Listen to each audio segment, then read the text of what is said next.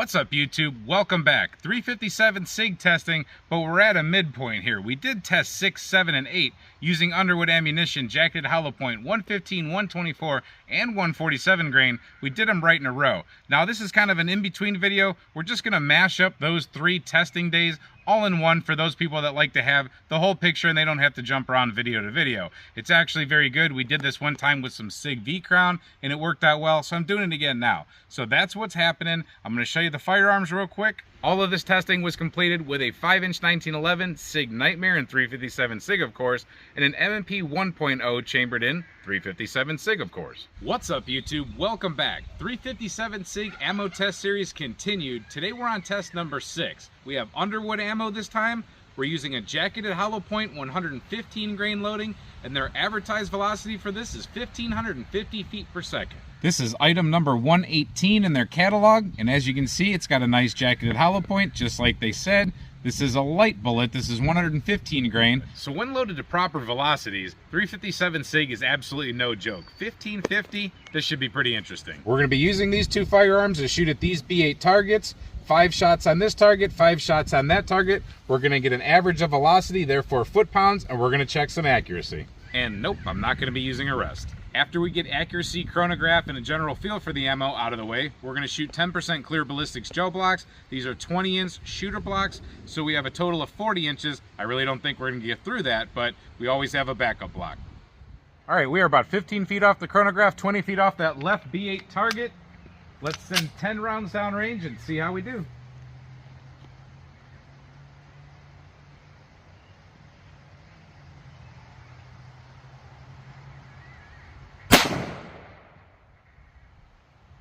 $1,500 right on the head.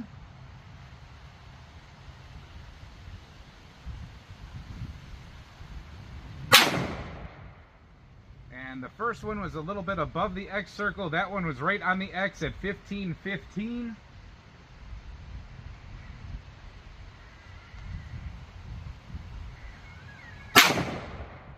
That's another one in the X ring. It feels pretty good in the hand. That's 1488 if I can talk. Feels pretty good in the hand. It is 357 SIG, so it's a little bit more than 9 for sure.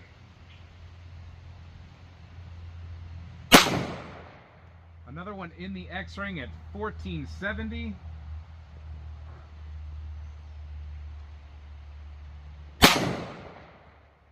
And that one actually, it's an Air 3, and I shot low and to the right, and I thought I had the shot, but I guess I didn't. Lock back on the last round. Let's go check it out. So my shots were basically 1, 2, 3, 4, and then 5. I really can't explain that one. That was probably something to do with my shooting. I mean, I'm just going to assume. I don't think it would be that wild at that short distance, but you never know. We never hit 1550 out of this firearm, but like I said, this is a 4¼ inch barrel. Let's see if the 5-inch barrel with the 1911 can kick that velocity up a little bit, therefore foot-pounds, and let's see how accurate it is. All right, I'd like to say I would shoot a little bit better with this gun because it's a lot nicer gun, but you never know.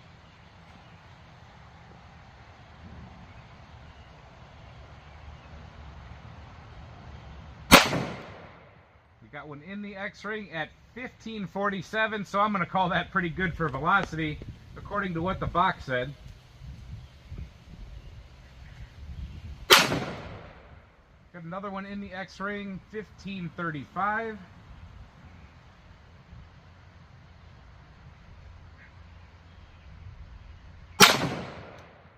Another one in the X-ring at 1540.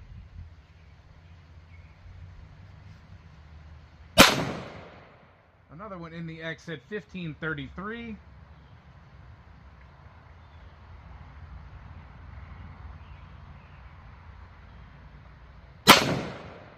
And another one in the X-ring. Finally, I think it's been quite a while since I got 5 in there in a row at 1519. So averaged out, we're not going to hit the total 1550, but we're pretty close. I say it all the time, I love 1911s. I really like this 1911. And that was very smooth shooting out of this firearm. That was actually nicer to shoot than it was out of the M&P. Very good recoil impulse. You can shoot it pretty much all day out of this gun. Both of them all day, I would say, but this one you'll have a nicer time. But seriously, accuracy-wise, holy smokes. So when you take just that one shot that was 1,548 feet per second, which was our best shot, but still, it was a good one, and you do the 115 grain bullet, and you put that into the foot-pound calculator, you come out to 612 foot-pounds. That is absolutely no joke. That smokes 9mm. It's pretty much almost double 9mm with certain rounds, but it's going past 40 caliber, past 45. It's actually beating some of the factory 10mm, so very good. Now let's see what all those numbers translate to in the jiggly stuff. And just in case you guys are hearing weird stuff in the background, I have a tree creaking. You can probably hear it right now. It sounds like somebody crying or something like that. It's really weird. All right, we're about 15 feet off that gel block and chronograph. Let's let one rip.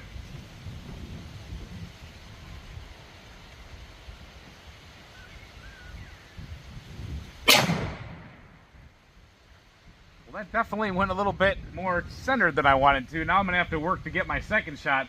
I can see right here, we're at 1,501 feet per second, and that jacketed hollow point just absolutely grenaded upon impact, I can tell you that right now.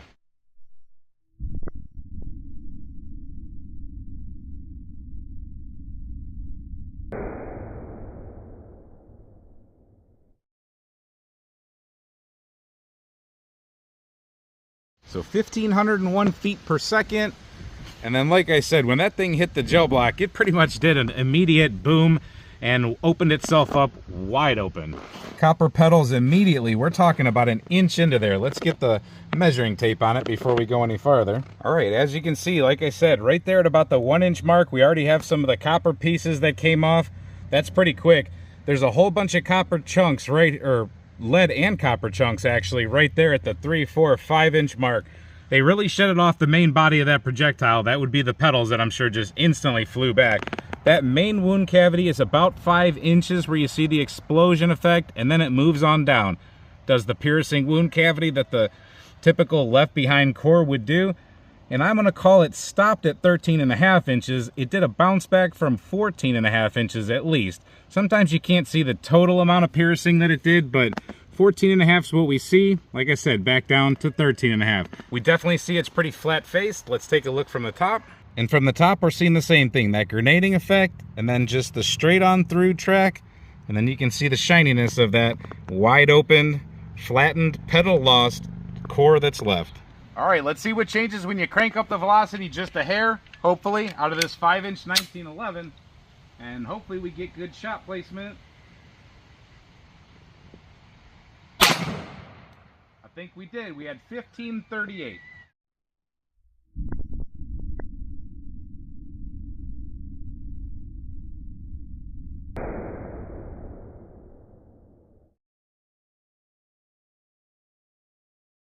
$15.38, and pretty good shot placement there. I can see pretty much a replica of the other shot. Yep, definitely a replica. So as you can see, it's a little bit closer to us. In the gel block, it's a little easier to see, but we had the exact same thing happen.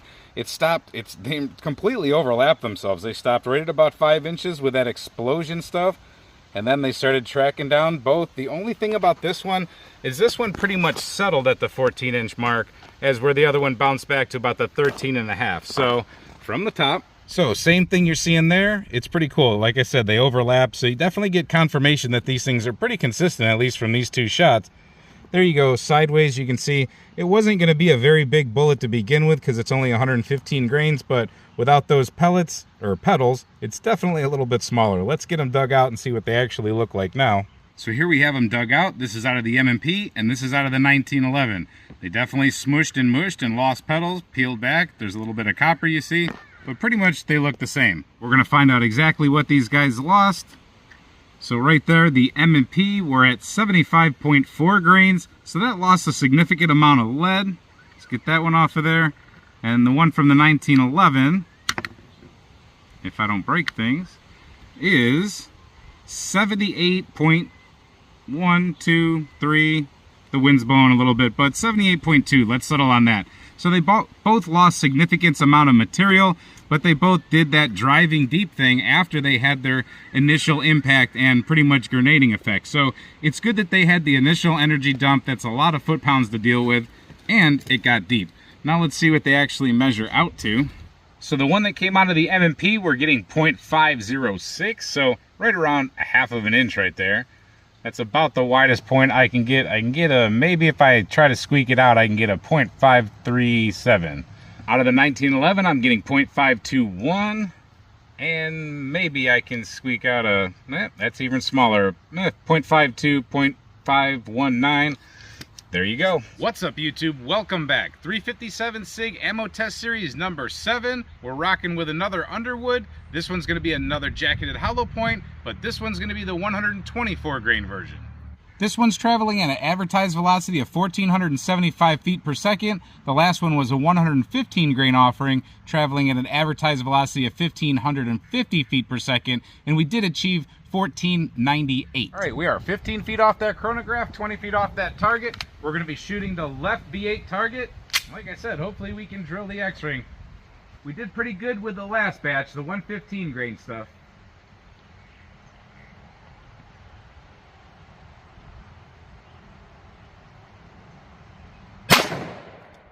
We touched the X-ring. We got 1454.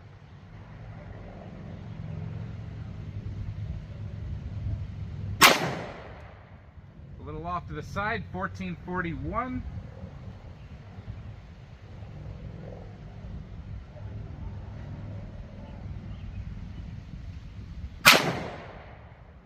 We got in the X-ring that time, 1421.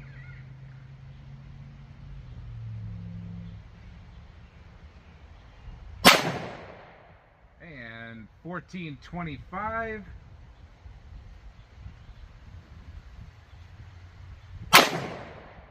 1431.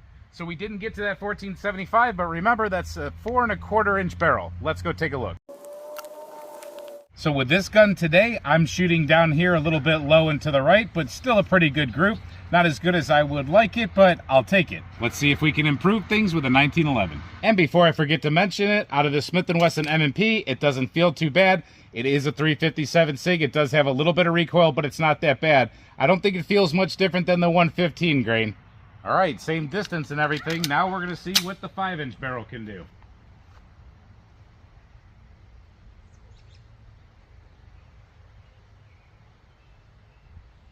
A little high, but maybe touching the X-ring. We got to 1470 that time, so that's pretty close to the box. And we are at 1489. I think that's in the X.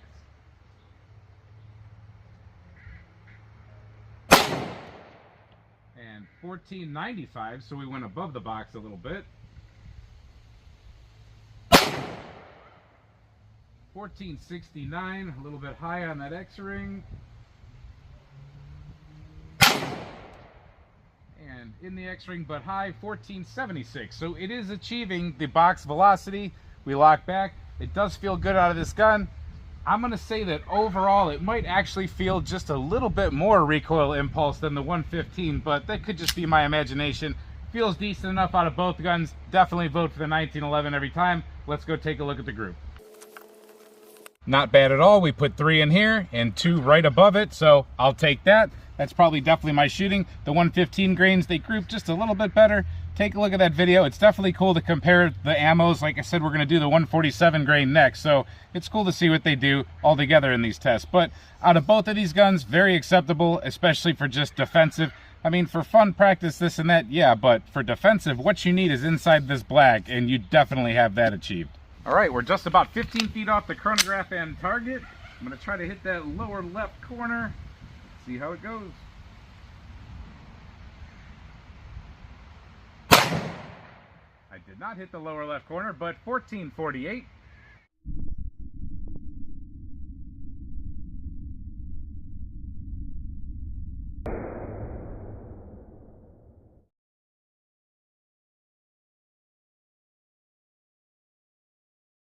.1448, and I smacked it right in the middle where I didn't want to, because then there's no room for another shot without getting somewhere on the edge, but we'll deal with it. Okay, yeah, this stuff definitely acts differently than the 115 grain. We didn't get that explosion effect in the beginning. We just had one solid wound track pretty much through the whole thing. It did start out a little bit larger. I would say the most violent part of it went to about 7.5, maybe 8 inches at the max. We do have some pedal loss in there. You see a couple little pieces of lead within it. But it's a nice consistent track. Like I said, it goes straight. And this one pokes down to 16 inches. I would say that's at least the visible part of the penetration. Bounces back to like about 14 3/4, 15 inches. Rests right there face down and still has a lot of the copper intact. Still has some lead on there. We'll pull it out here in a minute after we take the other shot, but that's a very consistent, nice wound channel. Very awesome. From the top, you see pretty much the same thing, just the big part of the wound channel, and then you see some loss of lead right there doing its thing. I don't know if it turned around too many times, but there you see it with the petals peeled back. Let me try to focus a little bit better on that. So you see them peeled way back in there. We'll get it out soon. Like I said, let's take another shot with a 1911. All right, for camera purposes on the slow-mo part, I gotta try to hit this in the upper right corner, but we have a 1911 and those have special magic powers, so I think we can do that. We did it. We might have come out of the top though, so well, let's see. We got 1498. That's definitely more than the box said.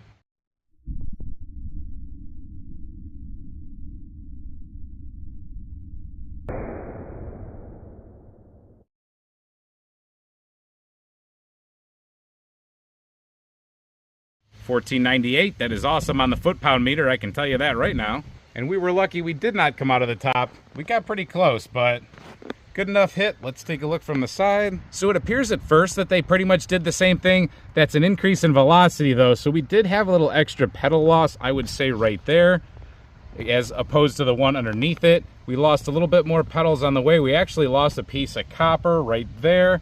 That copper piece is at the 13 1/4 inch mark.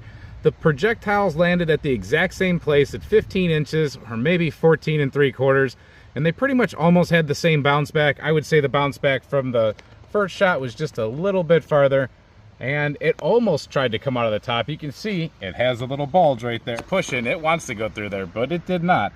So pretty cool. They perform pretty consistent to each other. They're not that far off in velocity, but sometimes you see major differences in the two different guns. Today, not so much, except for that early on explosion effect out of the 1911. Like I said, the 1911 has magical powers and I highly recommend it. From the top, since we are really close to the edge of the gel, we're getting a good view there of some of the leftover effects of maybe some burn that was going on in there, and you do see some extra chunks of lead. Nice little wound track down there. We have that piece of copper that shedded off right there, and then the bullet resting, trying to bust its way out. We'll go ahead and help it out. We'll get them out of there and we'll take some measurements and take another look at it. All right, so here they are dug out. This is the one from the M&P 4 1/4 inch barrel, and this is the 1911 with a 5-inch barrel. These, like I said, are different, definitely performing than the 115 grains, and they look like it when you go ahead and flip them over. They have the same kind of smushed flat front face, and they have lost some petals, but the copper jacketing part of those petals definitely wraps behind them a little bit more. Look a little bit more gnarly. They did land pretty much face forward-ish, kind of. They didn't land backwards, but they didn't do a whole lot of terrible tumbling or anything in there. I think they, for the most part, travel like that and at the end spin around. Could be totally wrong, but they look pretty gnarly in the end. Definitely don't want to get hit with that. The one that we just calculated out for that shot, I believe just hit 617 foot-pounds. That is absolutely bananas. So you can tell why they have deformed themselves a little bit. The weight from the one that came out of the M&P is 104.6 grains. That's what we have left after it shed some parts of itself. And the one from the 1911 has 98.1 grains left. The best I can get you from the M&P round is going to be 0.578. Yep. And then out of the 1911, the best I can get you is going to be 0.533, 0.540 maybe. One more angle to check. 0.542. There you go. What's up, YouTube? Welcome back. 357 SIG testing continued. Today we are on number 8, another Underwood offering as promised. Test number 6 was 115 grain jacketed hollow point. Test number 7 was 124 grain jacketed hollow point. They both lived up to their box velocities. Now let's see what the 147 grain jacketed hollow point will do. This one is supposed to be clocking in at an advertised velocity of 1,260 feet per second. And like I said, that's a 147 grain projectile, so pretty heavy, should be a pretty comfortable shooter, but still should get the job done going at that velocity. Just so you can get a good look at what that projectile looks like, we have 5 loaded up. We are 20 feet off that B8 target, 15 feet off that chronograph. Let's see what we can do here.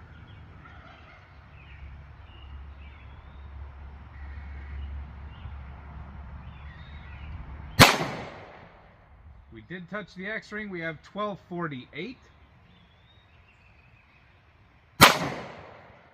We are touching the X-ring again at 1239. So the 1248 was closer to the 1250 on the box, but still not bad. I pulled that one over to the right a little bit. I think that was my grip. We are at 1237.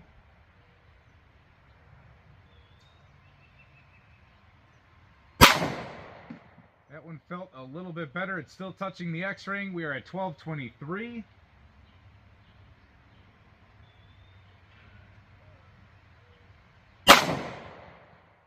That's some sparky stuff. I don't know if you saw it, but that one was really sparky out of the barrel. We are in the X-ring. We actually touched the X on that one. We are at 1255. So it's getting the velocity that it needs to get out of only the 4 1/4 inch barrel. That's pretty cool. So not a bad group for an M&P at all. I pulled that one over just a little bit.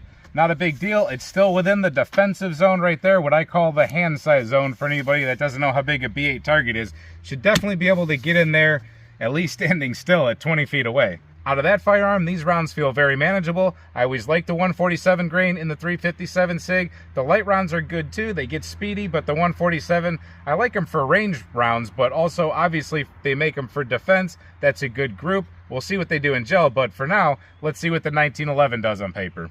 All right, moving up to a 5-inch barrel in the 1911, maybe we will surpass what the box says.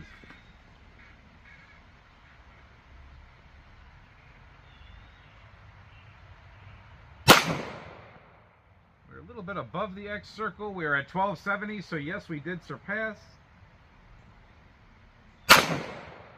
That one's touching the X-ring at 1267. Now out of this gun, this feels very nice. I know it looks like it might get a little jumpy in my hand. It is 357 SIG, so 10mm 357 SIG. They do have more recoil, but it's definitely manageable, and it actually feels very nice out of this firearm.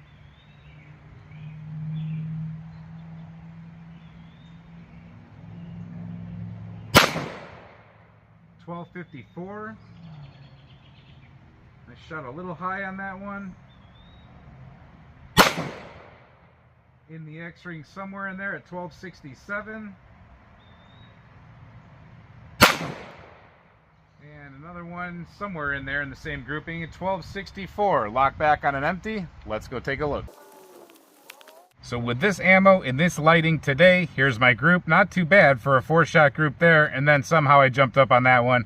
That was definitely probably me. But out of both of these handguns, like I said, definitely within the defensive requirements. All right, 4 1/4 inch Smith & Wesson M&P 357 SIG in the gel. We are 15 feet off the gel and chronograph. Let's see how we do.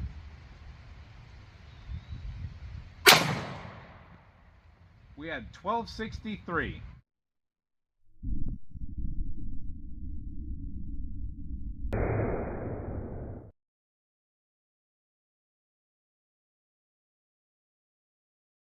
.1263, and we smacked it with enough room for the other hit. Let's see what it looks like from the side.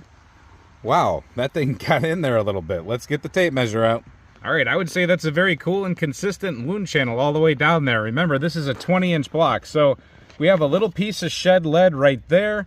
No big deal, but that's a pretty good entry wound. It didn't do any kind of grenading effect. These are going slower than, let's say, the 115 grains. There's a little stray piece of lead right there, but no big deal. That main wound channel right there, that what I call the initial entrance wound cavity, would be about 6 or 7 inches, and then it just gets down to its normal driving hollow point type of wound cavity. It has a pretty good amount of bounce back. I would say that that thing goes to 18.5 inches at least for the visible part. Sometimes there's a little bit you can't see until you cut into it, but bounces back, settles right at, I'd say, at about 17 inches. And it's facing backwards. You can see the copper puddles are moved back. However, the lead has definitely been shed off of it. So let's take a look from the top, but I would say overall that's a very nice looking wound channel. And I would say that got the adequate depth. So awesome, good job on the 147 grain. Wow, nice. As you can see, it looks pretty much the same from the top. Moving down, we do have that shed lead right about there. A little bit of burning or streaking, whatever it is from that lead coming apart. And then it settles down here backwards with a little bit of a bounce back. Doesn't look too much different from the side, just a couple different things going on. But overall, It's hard to see without putting my shadow over it. I'd say that's pretty darn good. All right, let's kick it up a notch with the 5-inch barrel, 1911 style. Remember, 1911s have magical powers. That feels so nice out of this gun. I'm telling you, that's like shooting a 9mm for sure, but this is behaving much more hyper and much more awesome than your typical 9mm. We have 1275 on the chronograph.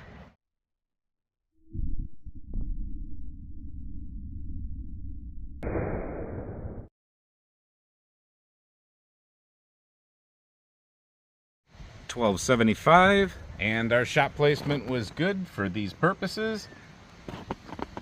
Taking a look at the side, we have pretty good consistency, including that one little streak right there that came off the top. Let's see if I can focus in. We got that one there and then that one there. That's pretty cool. Not a huge difference, but let's straighten this up and let's take a look for real. Let's see, I'm gonna have to separate these out. All right there, I think that's pretty good. So, pretty good initial wound cavity. Again, I think they mimicked each other. They're always going to look just a little different from the different angles, but I think they're pretty much the same, including throwing out that little piece. They both lost lead on the way down. They both ended up coming down to their skinnier wound tracks. Let me try to refocus there. However, this one did land deeper. This one landed at I'd say 18 3/4 inches, maybe 19 inches. But it poked back. It did eventually make it to about 19 1/4 inches, but it's resting right before that. So that one did make it a little bit farther with that velocity, and looks pretty good to me. It's opened up again. This one's facing down, where the other one's facing back. Let's take a look from the top. But darn nice wound track. I really like this. This is good stuff.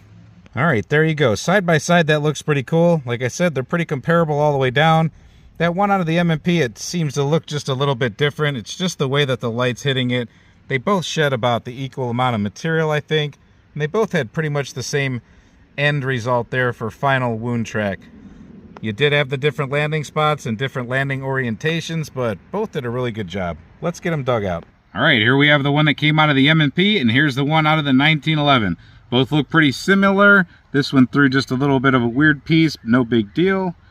Let's flip these over and see what they look like. Wow, those tuck back pretty nice. I like it when the copper tucks back. That looks pretty cool. It definitely lost a lot of the lead that was attached to those pedals on both of these. Let's see what they ended up weighing in the end. Let me make sure that was zeroed out. We got 124.3 out of the M&P round, and the 1911 threw one that ended up with 127.8. Now, I don't know if we really count this. This is such a tiny little tab here.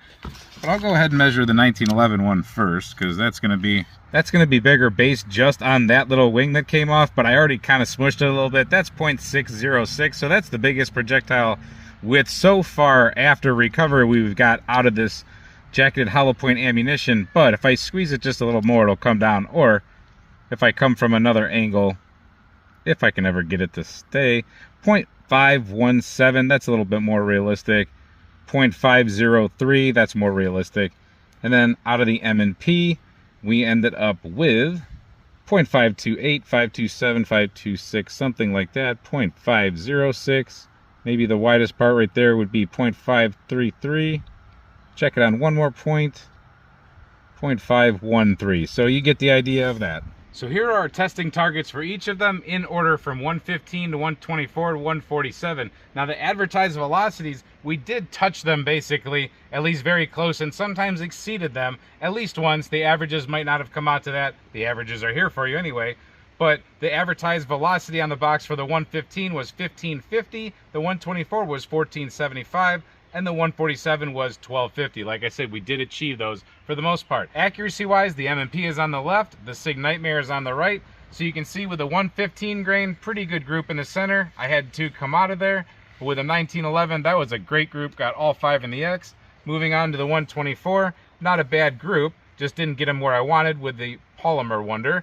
Getting back to the 1911, pretty good group, still not all the way in the X, but we'll take it. This is all good for defensive stuff.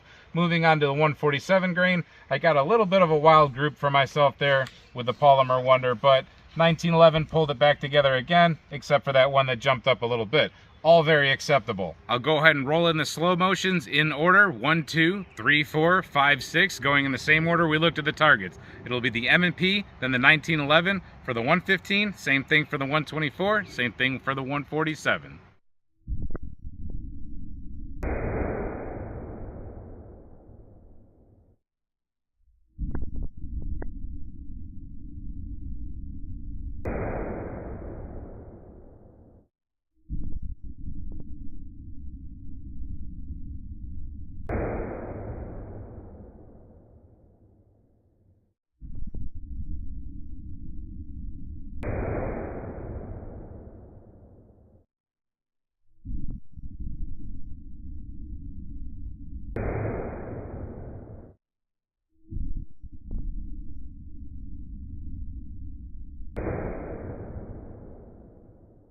And here's our gel block tower masterpiece. Starting at the top wound channel, we have the 115 grain out of the 1911. The one under that was the M&P. Both landed at basically the same place. They both pretty much mimicked each other. They did a little bit of a grenading effect in the beginning. They lost petals early, this copper stuff here, but both penetrated very good.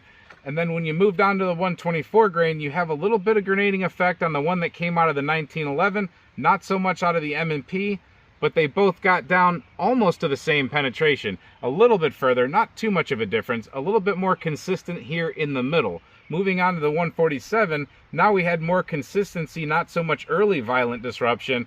We actually threw 2 little stringers of copper or lead, and it was kind of cool because they mimicked each other for the most part, but very consistent between 1, 2, and 3. They like to do the same things, except for this last one. This 1911 track is the lower one, and that one went just a little bit deeper.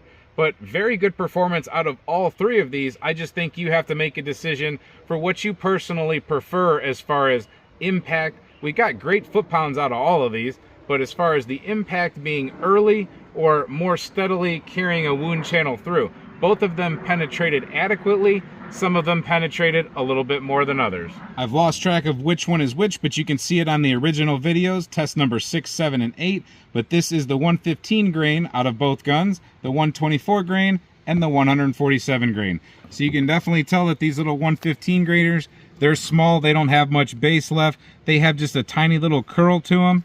You can see moving on to the 124, we definitely had a lot of curl back here with the copper. They folded in on themselves pretty darn good. Then moving on to the 147, they have more base on them. They still had good curl, but more base. So definitely 3 totally different bullets. But like I said, I think they all perform pretty darn good. So that's what we got out of 3 jacketed hollow points. Now let's move on to the solid copper stuff. That stuff always impresses also.